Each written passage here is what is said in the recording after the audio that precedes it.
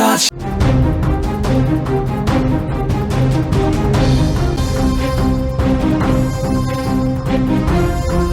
కోనసీమ జిల్లాలో భారీ అగ్ని ప్రమాదం చోటు చేసుకుంది. రాయవరం సమీపంలోని బాణాసంచా తయారీ పరిశ్రమలో పేలుడు సంభవించింది.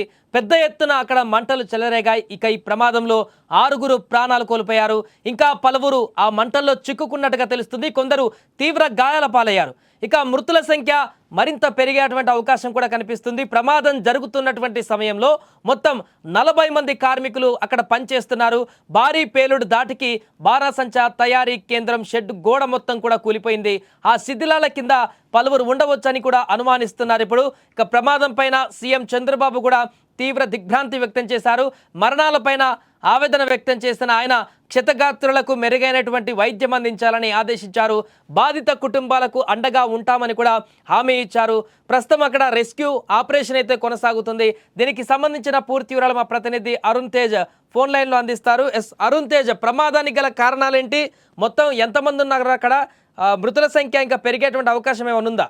అదే పచ్చని కోనసీమలో ఒకసారిగా ఉలికిపడింది సాయి. యాక్చువల్లీ ఆ బాణాసంచా తయారీ కేంద్రంలో జరిగిన పెను విస్ఫోటనంలో ఇప్పటి వరకు 7 మృతి చెందడం జరిగింది.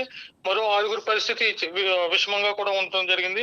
డాక్టర్ బిఆర్ అంబేద్కర్ కోనసీమ జిల్లా మండపేట నియోజకవర్గం పరిధిలోని రాయవరం మండలం కొమ్మరిపాలెంలో బాణాసంచా తయారీ కాలంలో ఒక భారీ పేలుడు సంబంధించినటువంటి పెను విషాదం చోటు చేసుకుంది. పంట పొలాల మధ్య ఉన్న బాణాసంచా తయారీ కేంద్రంలో దీపావళి సమీపిస్తుండటంతో అధిక మొత్తంలో ఇక్కడ బాణాసంచా తయారు చేస్తున్నారు.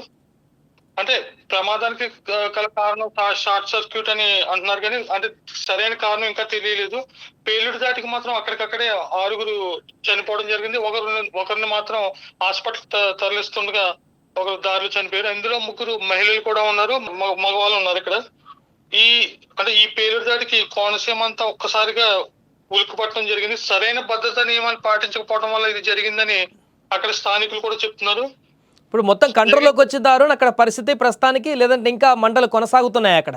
అంటే మంటలు అనేది కొంతవరకు కంట్రోల్లోకి వచ్చినాయి. చుట్టుపక్కల మండపేట, రామచంద్రపురం నియోజకవర్గాల నుంచి అక్కడ ఫైర్ ఇంజిన్ కూడా తీసుకురావడం జరిగింది. దీనికి సంబంధించి అక్కడ సుమారు లోపల 20 మంది కూలీలు పనిచేస్తున్నట్టు ఇప్పుడు చెప్తున్నారు. ఇంకా మృతుల సంఖ్య పెరిగే అవకాశం ఉంది.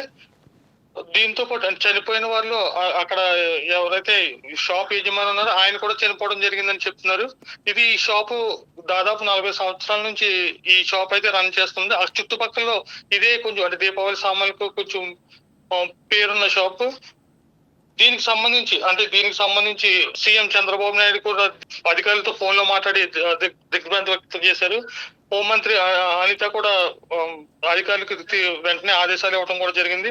కోనసీమ ఎస్పీ సంఘటనా స్థలానికి కూడా చేరుకోవడం జరిగింది. కోనసీమ ఎస్పీ ఫైర్ ఆఫీసర్స్ అందరూ అక్కడ వెంటనే చేరుకుని చుట్టుపక్కల అంబులెన్స్ లన్నీ అక్కడికి పంపించడం కూడా జరిగింది. మొత్తం ఎంతమంది పనిచేస్తున్నారు అరుణ్ ఈ ఘటన జరిగిన సందర్భంలో అక్కడ? అండ్ వాళ్ళందరినీ కూడా ఎక్కడికి తరలించారు క్షతగాత్రులను? దాదాపు అంటే దీపావళి సమీపిస్తుండటంతో దాదాపు 40 మంది వరకు దాంట్లో ప్రస్తుతం పనిచేస్తున్నట్టు తెలిసింది. అంటే లంచ్ టైం అవడంతో దాంట్లో లోపల 25 మంది వరకు ఉన్నారని అంటున్నారు. అంటే కొంతమంది ఇంకా లోపల ఉన్నారని తెలుస్తుంది. ఎంతమంది ఉన్నారన్నది ఇంకా అంటే పూర్తి సమాచారం అయితే లేదు. అంటే మృతుల సంఖ్య కూడా పెరిగే అవకాశం ఉంది. ప్రస్తుతం అయితే 7 అయితే చనిపోవడం జరిగింది. అంటే మిగతా వాళ్ళని అంటే ఎవరైతే కొన్ని గాయాలతో కొంతమంది ఉన్నారో వాళ్ళని చుట్టుపక్కల ప్రైవేట్ ఆసుపత్రుల్లో కూడా పంపించడం జరిగింది. Right, thank you Arun. So మొత్తానికి అది కోనసీమలో జరిగినటువంటి భారీ అగ్ని ప్రమాదంతో ఒక్కసారిగా ఆ ప్రాంతం అంతా కూడా ఉలిక్కి పడింది. పచ్చని పైరుతో ఎప్పటికీ పంట పొలాలతో అక్కడ ఆహ్లాదభరితంగా ఉండేటువంటి ఆ ప్రాంతంలో ఇంత భారీ ఎత్తున విస్ఫోటనం జరిగినటువంటి విధంగానే అక్కడ అగ్ని ప్రమాదం చోటు చేసుకోవడం చాలా దిగ్భ్రాంతికి గురి చేసింది. సుమారుగా ఇప్పటివరకు అందుతున్న సమాచారం ప్రకారం 7 మరణించినట్టుగా తెలుస్తుంది. ఇంకొంతమంది చాలా సీరియస్గా ఉన్నారు. వారందరినీ కూడా హాస్పిటల్కు తీసుకువెళ్లారు. ఆసుపత్రుల్లో కూడా చాలా విషమంగా వారి పరిస్థితి ఉన్నట్టుగా తెలుస్తుంది. ఇంకా చాలామందిని ఇంకా అక్కడ తయారీ గోదాం ఏదైతే ఉందో మందుగుండు సామాగ్రి ఉన్నటువంటి ఆ గోదాంలో ఇంకా ఆ షాప్లో ఇంకా కొంతమంది చిక్కుకొని ఉండి ఉంటారు, లేకుంటే ఏదైనా అందులో ఇక స్పృహ తప్పి పడిపోయి ఉంటారనేటువంటి ఒక అంచనా అయితే నెలకొంది. ఎందుకంటే లంచ్ టైం కాబట్టి కొంతమంది స్కిప్ అయ్యారు, బయటకు వెళ్ళారు. బట్ చాలా మంది 20 మందికి పైగానే లోపల ఉన్నారంటూ కూడా చెప్తున్నారు. 7 మృతి చెందితే 7 ఇంకా మరి మాత్రమే బయటకు రెస్క్యూ చేయగలిగారు. కాబట్టి మిగతా వాళ్ళందరి కోసం అయితే అక్కడ రెస్క్యూ ఆపరేషన్ ప్రస్తుతానికి కొనసాగిస్తున్నారు.